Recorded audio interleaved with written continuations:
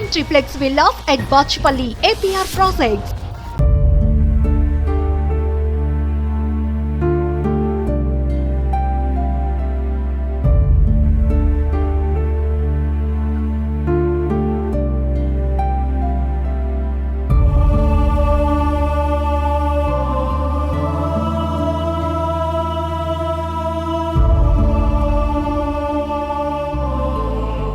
Welcome to Suman TV. నేను మీ నాగరాజ్ బైర్ శెట్టిని. ఈరోజు ఈ ప్రోగ్రాం మనకు స్పాన్సర్ చేసింది ఎకో తేజాస్ విద్యుత్ వాహనాల సంస్థ. విధి వంచితులు అన్న ఒక పదాన్ని మనం ఎక్కువగా వింటుంటాం కదా. విధి వంచితులు ఏదైతే తమ జీవితంలో కొన్ని కోల్పోయి కొన్ని ఇబ్బందులు పడుతూ ఇక్కట్లో ఉన్న వారిని చూసి విధి వంచితులు అది ఇదని మనం అంటుంటాం అనమాట. అలాంటి కోవకు చెందిన ఒక యువకుడిని ఇప్పుడు మీకు పరిచయం చేయబోతున్నాను. అంతకన్నా ముందు ఆ యువకుడి గురించి మీరు తెలుసుకోవాలి.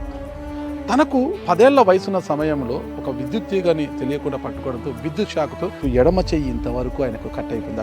అప్పటి నుంచి కూడా అంగవైకల్యంతో బాధపడుతున్న ఆ విద్యార్థి అతి కష్టం అంటే కుటుంబం కూడా కూలి చేసుకొని పూట జరుపుకునే ఒక కుటుంబంలో పుట్టిన వ్యక్తి ఆ కుర్రాడు. మరి ఆ కుర్రాడు అతి కష్టం ఇది ఇంటర్మీడియట్ వరకు చదివి తర్వాత ఉద్యోగ అన్వేషణలో ఉండగా అంటే ఫిజికల్ హ్యాండిక్యాప్డ్ కోటాలో వికలాంగుల కోటలో ఉద్యోగ అన్వేషణలో ఉండగా అతనికి డ్వామాలో ఒక అటెండర్గా కాంట్రాక్ట్ ప్రాతిపదికన అటెండర్గా ఉద్యోగం రావడం జరిగింది. అయితే అతను చేసిన పొరపాటు ఏంటంటే, అది పొరపాటు నేను అనట్లేదు, కొంతమంది అనుకున్నారంట. అదేంటంటే ఒకటి, అప్పటి వరకు తను ఒక జనసేనాని పవర్ స్టార్ పవన్ కళ్యాణ్ గారి అభిమానిగా ఉంటూ ఆయనకు సంబంధించి కొన్ని వీడియోలను కావచ్చు అతనికి తెలిసిన అంశాలను సోషల్ మీడియాలో పోస్ట్ చేస్తూ వచ్చారనమాట. అదంతా కూడా 2019 ఎన్నికలకు ముందు. అయితే 2019లో వైఎస్ఆర్ కాంగ్రెస్ పార్టీ అధికారంలోకి వచ్చిన వెంటనే అతను పవన్ కళ్యాణ్ అభిమానని, వైఎస్ఆర్సీపీకి వ్యతిరేకంగా పవన్ కళ్యాణ్కి అనుకూలంగా సోషల్ మీడియా పోస్టు పెట్టారని ఆరోపిస్తూ కొంతమంది వైసీపీ నాయకులు అతన్ని డ్వామాలో పంచిన ఉద్యోగం నుంచి అటెండర్ ఉద్యోగం నుంచి పీకి పడేశారు. అప్పటి నుంచి అతను ఒక నిరుద్యోగిగా ఉన్నాడు. కార్యాలయాల చుట్టూ తనను తిరిగి ఉద్యోగంలో తీసుకోవాలని పాపము తిరుగుతూనే ఉన్నా కూడా ఏ ఒక్క అధికారి కావచ్చు, ఏ ఒక్క నాయకుడు కరుణించలేదు. తిరిగి ఇప్పుడు కూటమి ప్రభుత్వం అధికారంలోకి వచ్చిన తర్వాత తనకు న్యాయం జరుగుతుందని చూస్తున్నా కూడా అతన్ని మొర వినే నాదుడే కరువైపోయారు. అసలు ఏంటి రుద్రకుమార్ పరిస్థితి ఏంటి? ఇప్పుడు ఉన్న ఉద్యోగం పోయింది. తల్లి చూసే హోటల్లో వెళ్ళి అంట్లు కడిగే పని చేస్తుంది. ఒక అద్దె ఇంట్లో కాపురం ఉంటున్నారు. అసలు ఏంటి పరిస్థితి? కొడుకుకు ఉద్యోగం లేదు, అంగవైకల్యంతో బాధపడుతున్నాడు. తాను హోటల్లోకి వెళ్ళి ప్లేట్లు కడిగే పని చేసి వచ్చే ఆదాయంతో ఎలా గడుపుతున్నారు ఏంటన్న పూర్తి వివరాలు తెలుసుకోవడానికి రుద్రకుమార్ వాళ్ళ ఇంటికి వెళ్తున్నాను. ఇదే ఇక్కడే రుద్రకుమార్ ఇంట్లోనే బాడుక్కుంటాడు. అతన్ని అడిగి పూర్తి వివరాలు అతని ద్వారానే తెలుసుకుంటాం. ఒక్కసారి నన్ను ఫాలో అవ్వండి. ఇది ఒక చిన్న సందు పాపం. ఇదే రుద్రకుమార్ వాళ్ళ ఇల్లు. రుద్రకుమార్ బాగున్నావా? నమస్తే అమ్మా. బాగున్నారు తల్లి?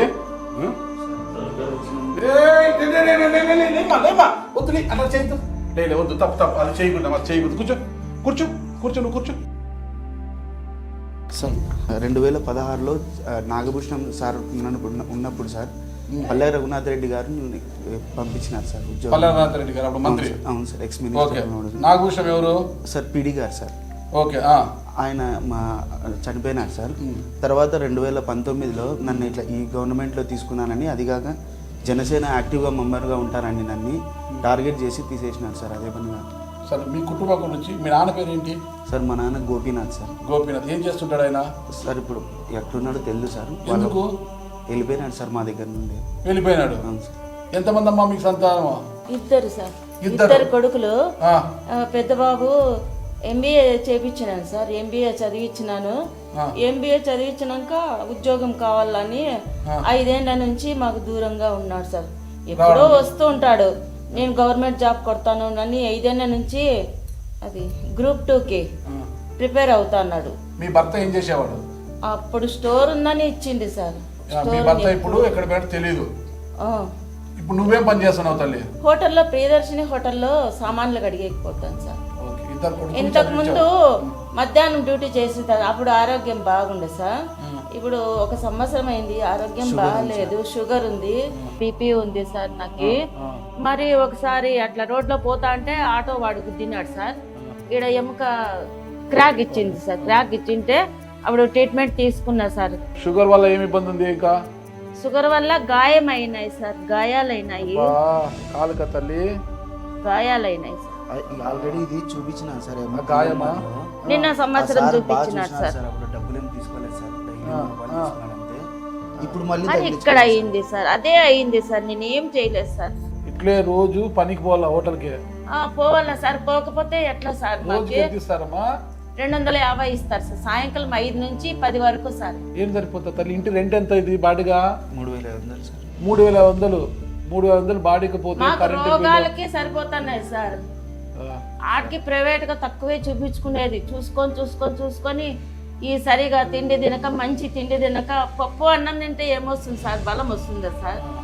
పప్పు అన్నమే తినేది, లేదంటే చట్నీ, టమాటాలు తక్కువ రేటు కాబట్టి టమాటాల చట్నీ, శనక్కాయల చట్నీ ఇవి తినేది, ఎప్పుడో ఉప్పు చేసేది. రుద్రకుమార్ చెప్పు, అసలుకి నీ చెయ్యి ఎలా పోయింది?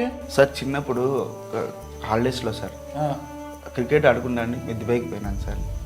నాకు తెలియని వయసు సార్ అది. అప్పుడెప్పుడో తగిలింది సార్, అట్లా నాకు గుర్తుకు లేదు సార్. అది ఏ విద్యుత్ వైర్ తగిలిందా? తగిలి చెయ్యి అయిపోయింది. ఒకసారి పైన నిలబడు నువ్వు. ఇదంతా ఏమి? ఇక్కడంతా అయింది సార్. అబ్బా ఇదంతా సార్ ఇక్కడ కిందగా నుంచి చూడలేకపోతున్నా స్వామి, ఇంత అంత పాపమా. దీని తగ్గట్టు సోరియాసిస్ సార్ నాకు.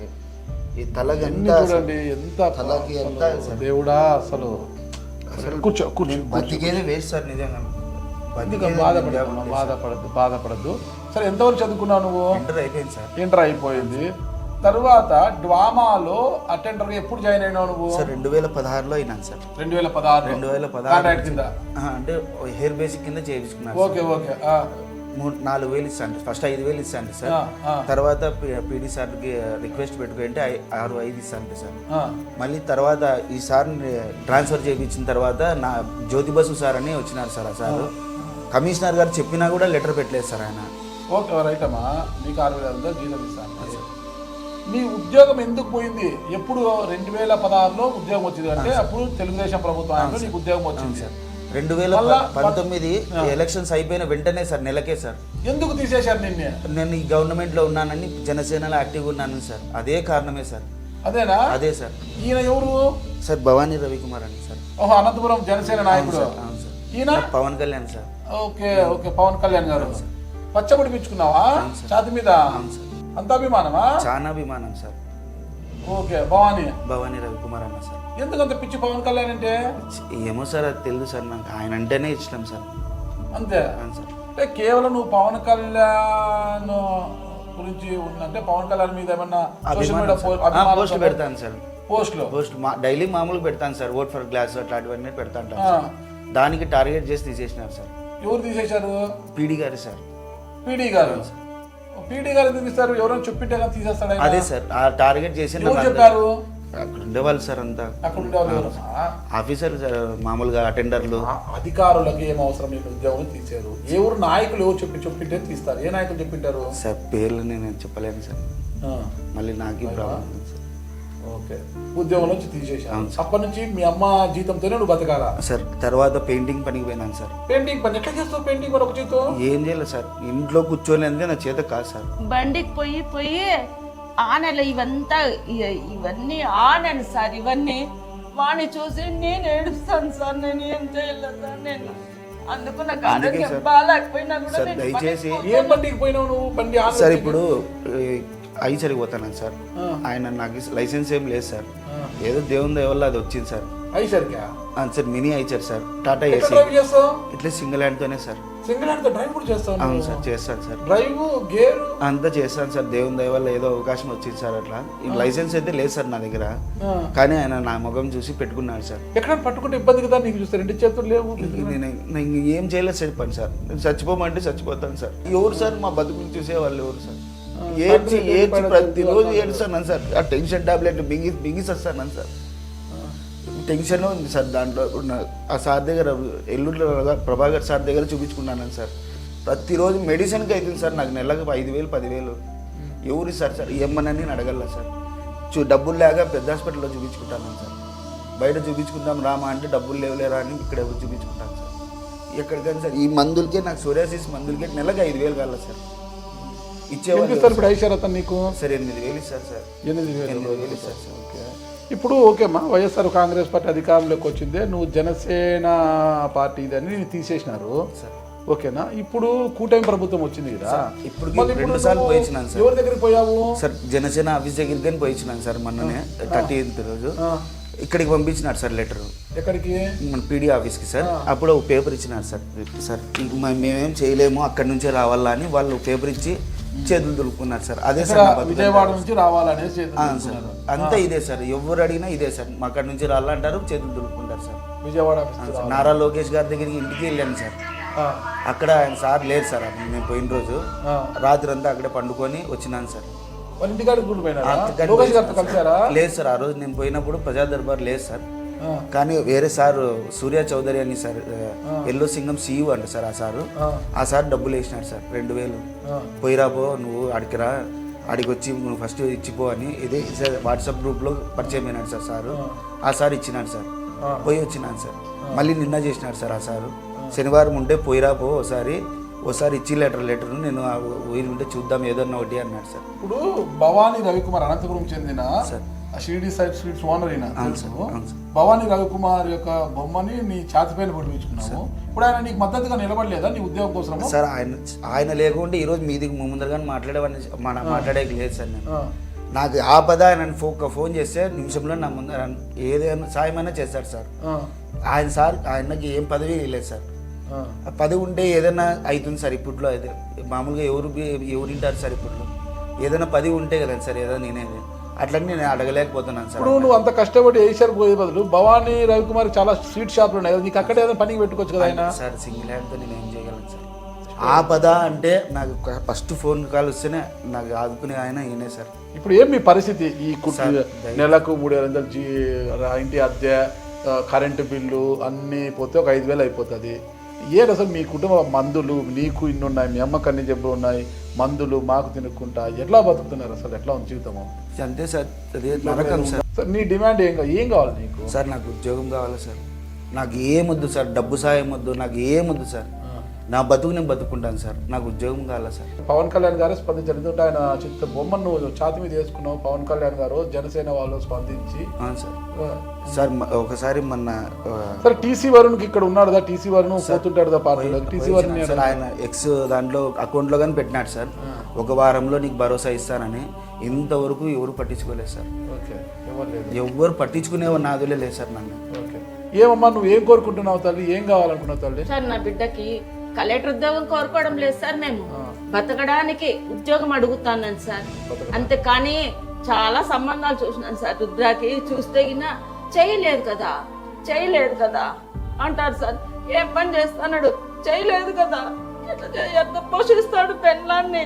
కలిని ఈరోజు పోషించలేను, రేపు పొద్దున పిల్లల్ని ఎట్లా పోషిస్తానని అడుగుతారు సార్. నాకు నేనేం చేయలేకపోతున్నాను సార్. నా బిడ్డకి ఏదో చూడండి సార్ మీరు. నా బిడ్డకు పెళ్లి కావాలి, ఇంత వయసు వచ్చింది, పెళ్లి చేయకుండా ఇంట్లో రాకుంటే నా పరిస్థితి నేను ఎవరికి చెప్పుకోలేను సార్. అసలు నేను వచ్చినామమ్మా, ఒకవేళ మేము వీడియో చేస్తాము, స్పందించాలి, అధికారులు స్పందించాలా, జిల్లా కలెక్టర్ స్పందించాలా, రాష్ట్ర ప్రభుత్వం స్పందించాలా, ప్రభుత్వంలోని పెద్దలు స్పందించాలా, మరి వాళ్ళు ఎంతవరకు స్పందిస్తారు అనేది చూడాలా రుద్ర. నా చేతుల్లో ఏముంది రుద్ర? నేను 1కి 10 సార్లు కావాలంటే నీ బాధను ఓకేనా, అదే నీ గుండెల్లోంచి ఉబ్బికి వస్తుంటే, నీ కళ్ళల్లోంచి ఉబ్బికి వస్తున్న కన్నీటిని అన్ని నేను చూపించగలను. కానీ పెద్దల్ని నేను ఒప్పించాను. పెద్దలు అంటే ముఖ్యంగా పవన్ కళ్యాణ్ గారు అంటే నీకు అంత గుండెల నిండా పెట్టుకున్న ఆయన ఛాతి మీద ఆయన బొమ్మ వేసుకున్న పవన్ కళ్యాణ్ గారు, లేదంటే రాష్ట్ర అధికార గణము, లేదంటే పార్టీ పెద్దలు ఎవరైనా కూడా స్పందించాలి రుద్ర. ఏం చేయాలి చెప్పండి సార్. చచ్చిపోతాను సార్. మేము ఇంకా ఉండం సార్. మాకు ఇంకా చాలా అయిపోయింది సార్.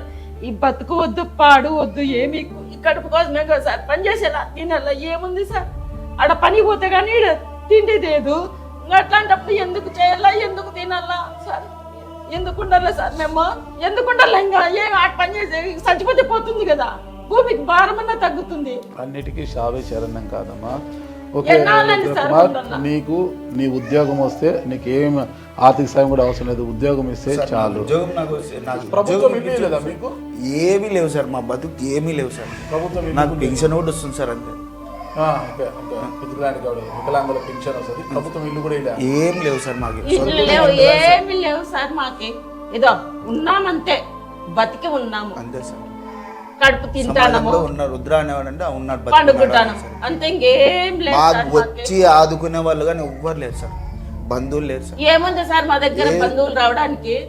ఏం ఆస్తులు ఉన్నాయా, డబ్బు ఉందా, ఏంది? ఏమి లేవు సార్. వచ్చిన ముందర పడినా ఎనికి పక్క పోయే వాళ్ళే, స్నేహితులు కానీ బంధువులు కానీ ఎవరైనా సార్. నేను చెప్తాను చూడండి సార్, ఎవరు ఆదుకుంటారు సార్ మమ్మల్ని? అడే డబ్బులు అడిగేకి వస్తారేమో అని భయం. కరెక్టేనమ్మా. ఇప్పుడు ధనం మూలం ఇదం జగత్ అంటారు. డబ్బు ఉంటేనే ఏదైనా కూడా మన ఈ జగత్తులో తిరిగేది, డబ్బు లేకపోతే ఏం పట్టించుకో తల్లి. ఓకే రుద్రకుమార్, నీకు నేను భరోసా ఇస్తున్నాను. నా శక్తి ఉన్నంత, నాకు చేతనైనంత వరకు, నాకున్న నా ఉద్యోగం వస్తే నన్ను పోషించుకుంటాడు సార్. నాకు నీకు ఉద్యోగం వచ్చేలా నేను ప్రభుత్వం దృష్టికి తీసుకెళ్తాను ఈ ఇష్యూని. మరి చూద్దాం, ఓకే ప్రభుత్వ పెద్దలు ఎలా స్పందిస్తారు ఏంటనేది. ఇది కరెక్ట్ కాదండి. ఎవ్వరు కూడా తనకు అభిమానం ఉండవచ్చును కాక ఒక ప్రభుత్వ ఉద్యోగిగా ఇచ్చిన జీతం మేరకు ఉద్యోగం మేరకు పని చేస్తున్నాడా లేదా అని చూడాలి. కానీ పవన్ కళ్యాణ్ అభిమానను, చంద్రబాబు నాయుడు అభిమానం, అంటే జగన్మోహన్ రెడ్డి గారి అభిమానను ఎవరు అధికారంలోకి వస్తే వాళ్ళు కక్ష గట్టి తీసేయడం, అది కూడా ఇలాంటి వికలాంగుడి పైన ఇలాంటి ప్రతాపం చూపెట్టడము, ఆయన పొట్ట కొట్టడం. ఎవరైనా తప్పు చేస్తే వీపు మీద కొట్టాలి కానీ పొట్ట మీద కొట్టకూడదు. అది చాలా పాపం అని ప్రతి ఒక్కరు, ఏ ఒక్కరైనా సరే, ఈరోజు కూటమి ప్రభుత్వం అధికారంలో ఉండొచ్చు, రేపు వైసీపీ అధికారంలోకి రావచ్చును కావచ్చా, ఎవరి ప్రభుత్వంలో ఉన్నా ఎవరి అభిమానం వారిది. కానీ ఉద్యోగం సరిగ్గా చేస్తున్నాడా లేదా, మనం ఇచ్చిన తన కర్తవ్యాన్ని తాను సరిగ్గా నిర్వర్తిస్తున్నాడా లేదా అన్న మాత్రమే చూడాలి. తన అభిమానాన్ని తను చూపించుకుంటాడు, అంతేగాని కక్ష సాధింపులకు పోయి ఇలాంటి వికలాంగుల మీద, ఇలాంటి పేదల మీద ఎవ్వరు కూడా కన్నెర చేయొద్దండి. ఏమొస్తుంది పాపం, మాకు చావే శరణ్యము, మేము చనిపోతాము, ఆత్మహత్య చేసుకుంటే ఏమైనా విషం ఇవ్వండి అంటున్నారంట. ఇలాంటి బాధలు వద్దండి. వాళ్ళని చూస్తుంటే నాకు కడుపు తడకపోతుంది. దయచేసి చెప్తున్నా, వాళ్ళ తరపున నేను కూడా విజ్ఞప్తి చేస్తున్నాను, నేను కూడా అప్పీల్ చేస్తున్నాను. ప్లీజ్ ఇప్పటికైనా ప్రభుత్వ పెద్దలు లేదా జిల్లా కలెక్టర్ కావచ్చు, ఇక్కడున్న ఎమ్మెల్యేలు, మంత్రులు స్పందించి ప్రభుత్వం దృష్టికి తీసుకెళ్ళి అతను ఏది పర్మనెంట్ ఉద్యోగం అడగడం లేదు, ఏదైతే గతంలో చేసుకుంటూ ఉండేనో కాంట్రాక్ట్ కింద అదే ఉద్యోగము ఆ డ్రామాలో తనకి ఇప్పిస్తే ఏదో ఉద్యోగం చేసుకుంటూ తన వృద్ధురాలైన తల్లిని పోషించుకుంటాను, లేదంటే నాకు ఆత్మహత్య చేసుకోవడానికైనా అనుమతి ఏంటని కోరే పరిస్థితిలో ఉన్నాడు. దయచేసి చెప్తున్నాను, రుద్రకుమార్కి న్యాయం చేస్తారని ఈ ప్రభుత్వాన్ని వేడుకుంటున్నానండి. ఓకే, థ్యాంక్ యూ అండి.